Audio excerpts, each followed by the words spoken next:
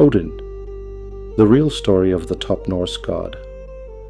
Odin, call him Odin if you're feeling fancy, is a major player in the northern pagan scene. He's the go-to god for wisdom, magic, getting in touch with your inner shaman, a touch of madness, the good kind mostly, kicking the bucket and good old-fashioned glory. He's the landlord of Valhalla, that VIP lounge for the dead, where the Valkyries bring half the warriors who went out in a blaze of glory.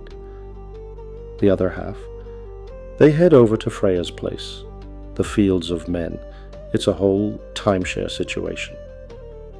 Odin's name is such a big deal that a whole branch of Norse New Age religion, Odinism, is named after him.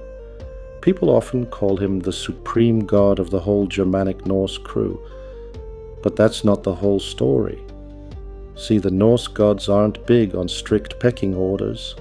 They hash things out town hall style at the Thing, their divine council. Odin, he's like the seasoned chairman of the board at these meetings, respected by the other gods for his sharp mind and his knack for thinking outside the box. The picture of Odin is a wild mix. He's got the deep, mysterious vibe of ancient sorcery, the grit and dead-eye aim of a tough-as-nails warrior, and the cold, hard finality of the death god himself. Imagine him leading his ghostly posse across the land on those bone-chilling winter nights.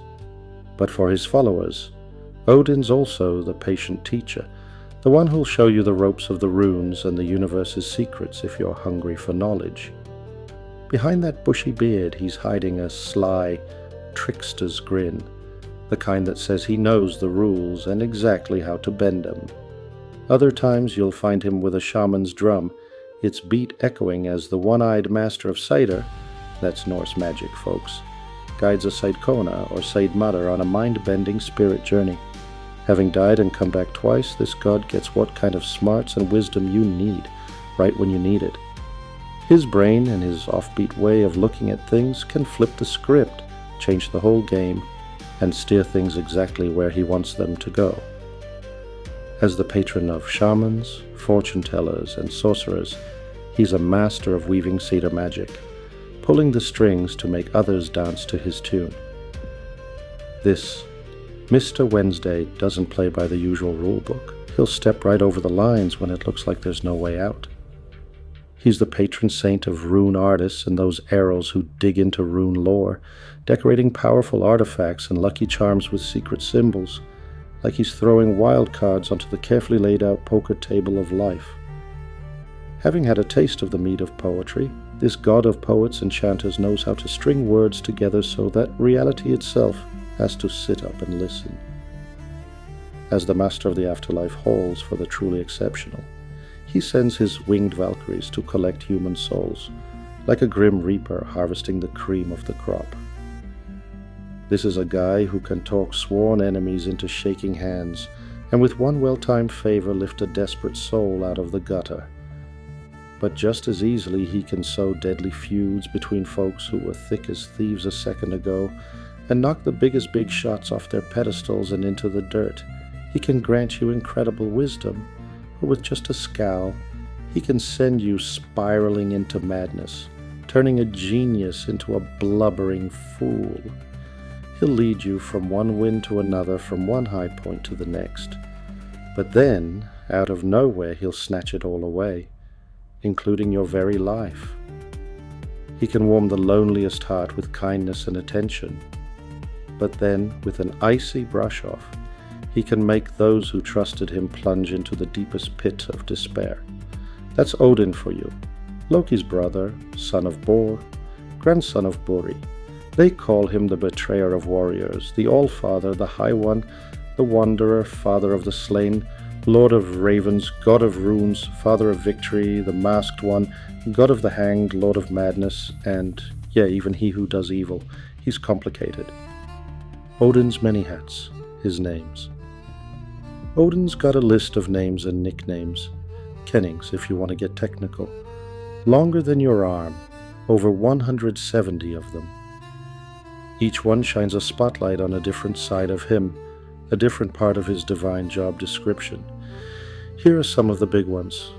Odin, the madness maestro. This name's packed with all sorts of meanings the old Norse folks poured into it.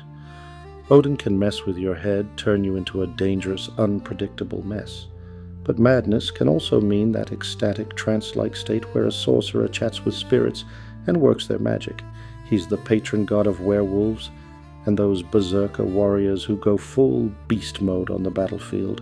This Odin-sponsored madness also covered the creative fire of a poet, a skald, they called him, and that willingness to lay it all on the line for what you truly believe in. Alfodr, the All-Father. Now, a lot of modern pagans hear this and think it means he's the top dog, the actual dad of all gods and humans. But back in old Scandinavia, this word was more like calling someone the elder, the most respected, wisest, and most authoritative guy in the room. It was a title for the folks trusted to lead the town councils, things, or the big meetings of the jarls, the chieftains. Odin is the elder statesman of the Asgard thing. He runs the meetings, but his vote isn't the be-all and end-all. It carries the same weight as any other gods. Valfadir, father of the fallen. You bet Odin is considered the god of the afterlife. In his place, Valhalla, he gathers half of the most glorious and unique folks who've died. The other half, as per a deal struck between the Aesir and Vanir gods after a big war, head over to Freyja's. According to the old German and Scandinavian tales, during the longest nights of winter, Odin leads the wild hunt, a ghostly parade of his dead followers, across Midgard, the land of humans. If you bump into this terrifying galloping procession, it's lights out, instantly. Stories about Odin's wild hunt stuck around long after Scandinavia officially became Christian. No amount of church bells or priestly sermons could shake the fear of it. Gangleri, the Wanderer. Odin's a free spirit, cruising through the different worlds of the great cosmic tree, Yggdrasil. He can show up anywhere, strike up a chat with anyone, or ask for a hand or a favor, all on the down low. When he's in this mode, he'll call himself Wanderer, Traveler, just a guy passing through. You get the picture. Running into him like this could be your big break, or it could spell doom for you and your whole family if the Wanderer ain't pleased. Har, the High One, another name people often take to mean the Great One. But in old Scandinavia, if you called someone this, it was more like saying stretch or lanky. Descriptions of Odin say he was a tall dude, even among the other Aesir gods. Being that tall was a bit of a novelty back then. Most Norse guys in ancient times were around 5 feet 11 inches to 6 feet 1 inch. Not exactly giants by today's standards, but still. So calling Odin Har could just mean he was special or stood out from the crowd. Hrafnas, Lord of the Ravens. For modern pagans, this brings to mind Odin's two raven buddies, Hugin, thought, and Munin, memory. Fans of Odin love to point to these smart birds as symbols of his wisdom, his careful planning, and his deep knowledge. And sure, that's part of it. But let's not forget, ravens are the #1 scavengers in Northern Europe. An ancient Norseman was most likely to see ravens circling over a recent battlefield, flocking in to feast on, well, you know. Sometimes ravens would even show up before a battle, like they had a sixth sense for the coming carnage. They were a stark reminder that life is short, and not everyone was coming home. Seeing a raven at other times, or hearing its caw, was usually a bad sign. So Hrafnas clearly means Odin is the guy who sends the ravens, and that means he's the one inevitably bringing death. Runatyr, god of runes. The old poems, the Eddas, tell us how Odin made a huge sacrifice to get his hands on secret knowledge. During this intense ritual, he figured out the runes, which means secrets. They were the letters of the Norse Germanic alphabet. He carved them and mastered their magic. He became the go-to god for runes, for working magic with them, and for the art of writing itself, which the Scandinavians saw as deeply connected to magic. Today, Odin is seen as the main source for all things runic magic and fortune-telling with runes. Sigfadir, Father of Victory. The one who can send ravens to warriors still drawing breath, basically calling their shot, is also the one who can hand victory to some and death to others. Scandinavians back in the day knew full well that every victory comes with a price tag of blood and sacrifice. For them, you couldn't have one without the other. And Odin, being the god of the fallen and the dead, was in their eyes more tied to the survivor's victory than anyone else. Grimnir, the masked one. The ancient poets loved these kinds of layered meanings. Grimnir refers to Odin wandering around disguised as a simple traveler, but it also hints at his shape-shifting abilities. And it's a subtle nod to the idea that death is always lurking nearby, invisible, ready to strike its unavoidable blow, taking down even the most famous and powerful. Hangagud, god of the hanged. This name takes us back to Odin sacrificing himself to learn the world's secrets, spearing himself and hanging upside down from the world tree Yggdrasil for 9 long days and nights. Hangagud also points to some pretty grim ancient rituals, human sacrifices to Odin. People would be hanged from oak or ash trees, while others performed ritual dances around the decorated tree as they slowly died. Another way to make a bloody offering to Odin involved tying someone up in a sort of hanging position with just a few points of support and then subjecting them to hours of elaborate torture. Now, in the modern, more sensible worship of Odin, any kind of bloody sacrifice, even animals, is a strict no-go. The god isn't asking for that kind of stuff anymore. Bölvukr, he who does evil. This one might sound a bit off to a modern neo-pagan for a supreme god, but it made perfect sense to the ancient Scandinavians. It pointed to the kinds of magic Odin was the patron of. Back then, people were more likely to run into the harmful, curse you and your cow kind of magic practiced by sorcerers and witches. Plus, as the god of death on the battlefield, Odin was the source of a lot of grief for many families, taking their best and brightest. When the poets used this name, they were also reminding everyone of Odin's shadier actions in the myths and legends, where he didn't always play fair. He often got what he wanted through trickery, backstabbing, breaking promises, and betrayal. Wednesday, Odinstar, Odin's Day. Yep, the middle of the week was Odin's. The name Wednesday in English actually comes from Woden's Day, Woden being another name for Odin. History's a bit fuzzy on why this particular day became his. Some folks point to the Roman tradition of calling it Mercury's Day, Dies Mercurii. The idea is that Mercury, who guided souls to the underworld, a psychopomp if you want the fancy term, got swapped out by the Germanic and Norse peoples for Odin, who also collected the souls of the dead. It's a decent theory, especially since there's no mention of Wednesday being Odin's Day in the records before Roman traditions started influencing the Germanic tribes. And of course, Mr. Wednesday is the handle Neil Gaiman gave him in American Gods, that book and TV show that became a pretty big cultural splash in the early 21st century. Odin's family tree, its complicated parents. Odin's the son of Bor, a giant who basically started the whole Aesir god family line, and Bestla, a giantess. This tells you that the Scandinavians didn't really see the Aesir gods and the giants, also known as Thurs, Jotuns, nature spirits or forces of nature, as totally different species. It was more like they were different clans of the same people.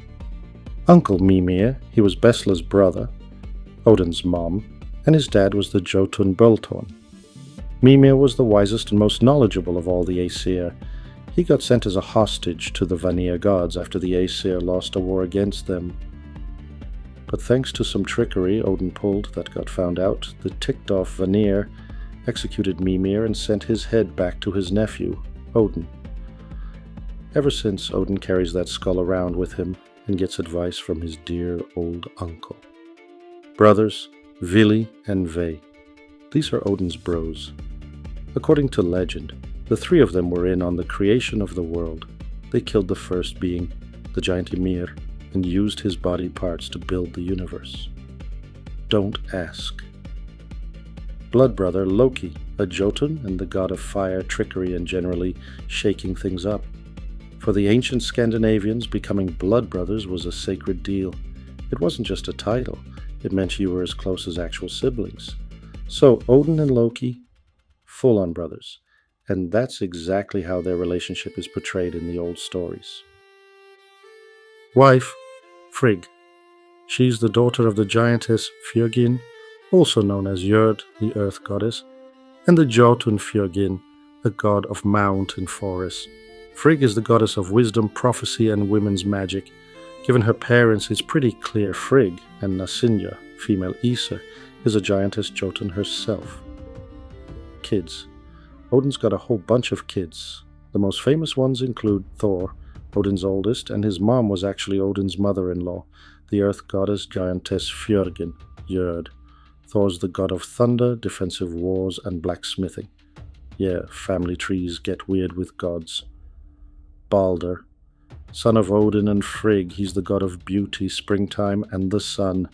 Vidar, son of Odin and a giantess named Gridr, he's the god of vengeance and payback.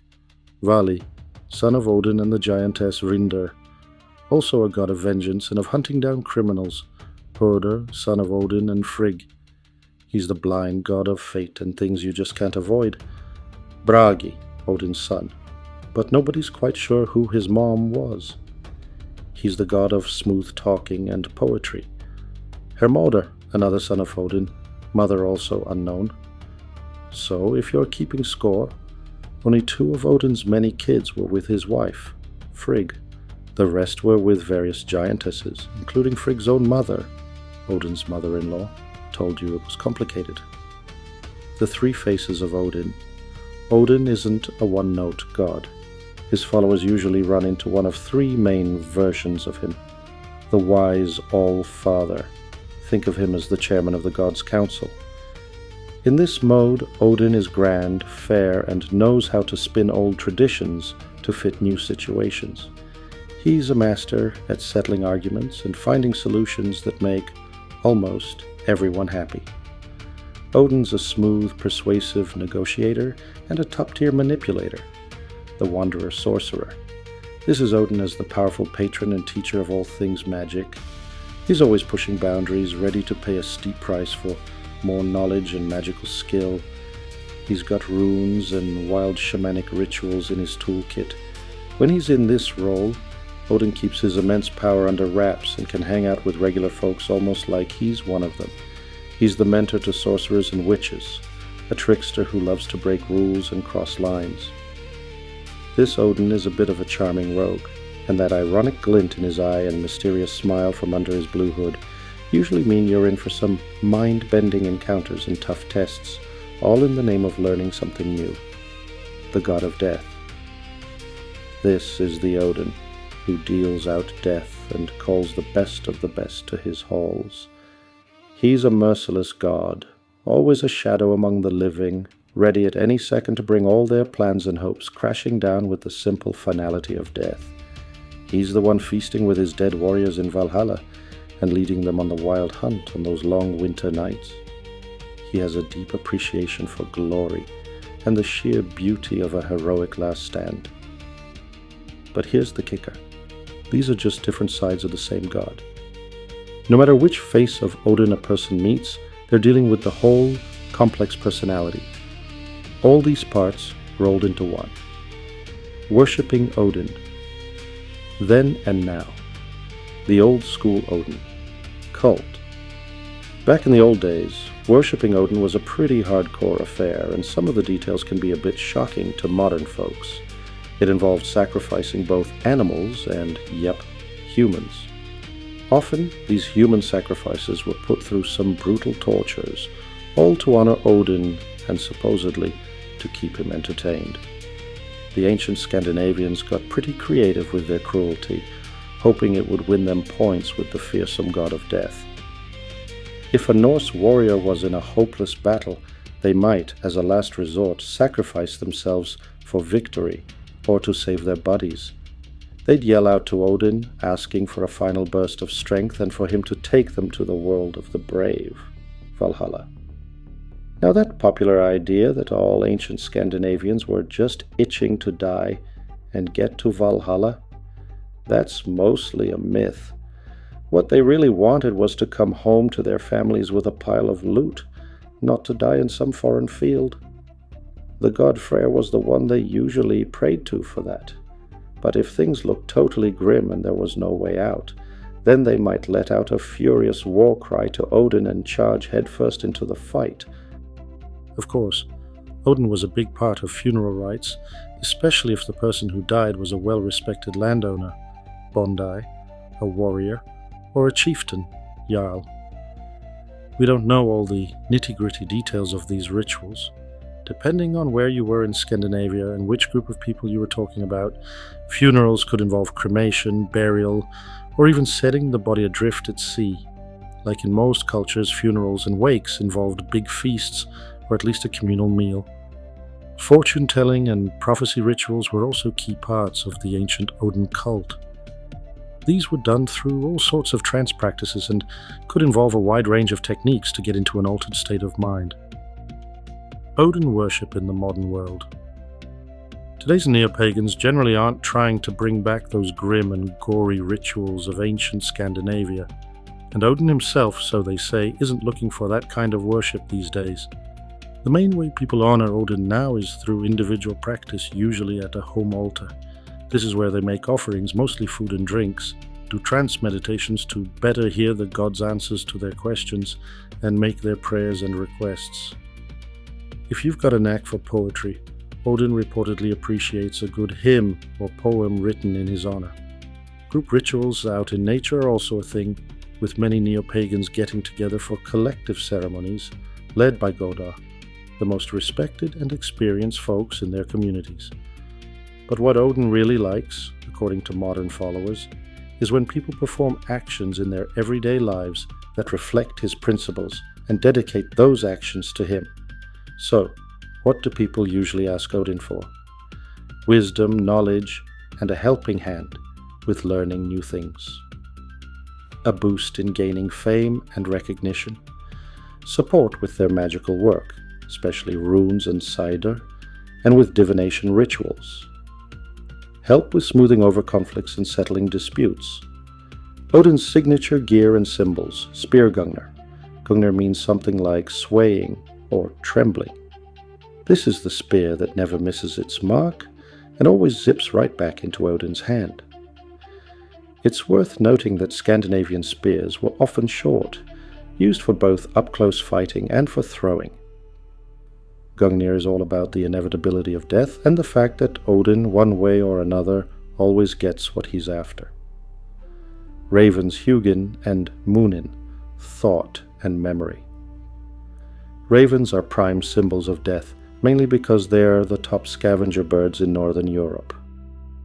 Hugin, thought, represents the readiness to choose your own end, to accept death as part of your own plan. Munin, memory, stands for the lasting glory of those who showed courage and skill in both their life and their death. Wolves Geri and Freki, greedy and voracious. These two wolves are always hanging around Odin.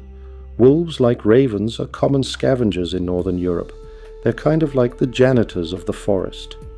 They eat dead things, and also take down the weak, sick, and not so fit animals. So naturally the ancients linked them with death. Geri, greedy, embodies the cruel, insatiable nature of death, always ready for a feast. Freki, voracious, symbolizes the idea that when death shows up, it rarely just takes one. Whether it's a plague or a bloody battle, death tends to chow down on a lot of people one after another. Sleipnir, gliding, or slippery one. This is Odin's 8-legged horse, a steed that can outrun the wind and travel between different worlds. Fun fact, Sleipnir was actually born by Loki, who had turned into a mare at the time. It's a long story, and then given to Odin. Sleipnir represents Odin's power to cross any boundary, and also his ability to show up in a flash wherever blood is being spilled. Mimir's head, a skull. This is the actual head of Mimir, the wisest of the Aesir. The Vanir gods lopped it off because Odin had tricked them. Mimir was a hostage as part of a peace treaty.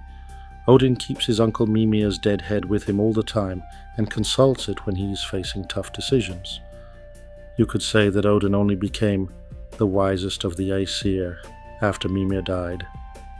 Some folks even whisper that Odin set his uncle up on purpose. The color blue is strongly linked to Odin because ancient texts mention his cloak being blue. In many cultures, including ancient Scandinavia, blue was associated with death, probably because it's the color of post-mortem lividity, the pooling of blood in a corpse. Cloak with a hood. This symbol ties into Odin's image as the Wanderer. The deep hood hides part of Odin's face, letting him travel around without being recognized. Odin's greatest hits, his famous feats. These are some of the most well-known accomplishments of Odin, as told in the old legends. Getting wise after Mimir, the wisest of the Aesir, died, and it was partly Odin's fault. Odin sacrificed one of his own eyes to get access to a special spring. This spring, which used to belong to his uncle Mimir, was located at the roots of the world tree Yggdrasil. Its waters were the source of deep knowledge and wisdom. Before Mimir's death, Odin couldn't get near it. In exchange for the right to drink from this spring, Odin left his eye there, creating an unbreakable sacred link between himself and the waters of wisdom. Snagging the runes, Odin went full on extreme for this one. He hanged himself from the world tree Yggdrasil after stabbing himself with his own spear. He stayed like that for 9 whole nights, no food, no water, just enduring mind-blowing pain. In the process of this self-sacrifice, Odin actually died and was reborn. When he came back, he had gained the ability to understand and use runes, and he also got a deep insight into how the universe really works. The Mead of Poetry heist. There was this special drink, a symbol of the truce between the Aesir and Vanir gods, that granted mystical knowledge and poetic talent. It had been lost, but Odin set out to steal it back. He tricked a giantess named Gunnlod, who was guarding the mead, by seducing her. Once he got access to the precious booze, he shapeshifted into an eagle, drank all the mead, and then made a daring escape, with the tricked owner and her furious father hot on his heels. Back in Asgard, Odin regurgitated the mead into a golden chalice. Legend has it that a few drops of the mead spilled from the eagle's body as he flew over Midgard, Earth, and those drops gave humans their first taste of the Skald's art of poetry. Walking the path of Odin. For a modern neo-pagan, choosing the path of Odin means embracing a life of glory, magic, and wisdom, all while keeping the inescapable reality of death firmly in mind. If you're following Odin, the wandering god and master trickster, there are no forbidden topics or off-limits techniques, as long as they lead to gaining knowledge, skills, and fame. A worshipper of Odin, the Lord of the Dead, has to be ready to sacrifice a lot, and sometimes many, to reach their goals and make sure they're remembered by both mortals and gods. They always remember that life isn't forever, and when it's over, only your reputation, your glory, remains. Someone walking the path of Odin the Allfather is always looking for out-of-the-box solutions and unusual methods to tackle any problem and get to where they want to go. They'll use every bit of their eloquence and their ability to spin a convincing tale, whether it's true or not, to get what they desire. You can't just pick one of these aspects of Odin to follow. The path of Odin is all of it, rolled into one. Odin's core principles. The takeaways ideas need to become real. What's inside your head is useless if it doesn't show up in the outside world. You are what you can show other people, what you can actually do and create. Everything else is just you kidding yourself. You only own what you use. If you can't use your wisdom in your everyday life, then you don't really have it. If you don't use your strength, you don't have it. If you're not actually living your life, you might as well be dead. Glory is your ticket to immortality. Remember, any moment could be your last, so make it count, make it glorious. If you're going to do something, do it in a way that people will remember. What's the end game of what you're doing right now? What have you actually brought into this world? What are people going to remember about you? Wisdom isn't what you know, it's how you use it. It doesn't matter so much what you know, but rather how you put that knowledge to work. When you strike, don't miss. For those big decisive actions, pick your moment carefully. Choose the time when you can hit the bullseye, end the matter, and not have to do it over again. Only death is the full stop. As long as you're alive, nothing is truly finished. Someone who's living can always change the outcome. Only the dead have done everything they possibly could. So, there you have it. Odin in all his complicated, contradictory, and downright confounding glory. He's not just some dusty old god from a forgotten storybook. He's a living, breathing archetype, a reflection of the deepest, darkest, and sometimes surprisingly noble parts of the human spirit. Whether you see him as the wise old man, the wild magic man, or the chilling face of death itself, one thing's for sure. The All-Father is a force to be reckoned with. He's the ultimate game changer, the one who reminds us that rules are often just suggestions, that knowledge always has a price, and that the only real immortality is the story they tell about you when you're gone. So, go ahead, ponder his paths, wrestle with his principles, and maybe, just maybe, you'll catch a glimpse of that one-eyed wisdom staring back at you from the mirror.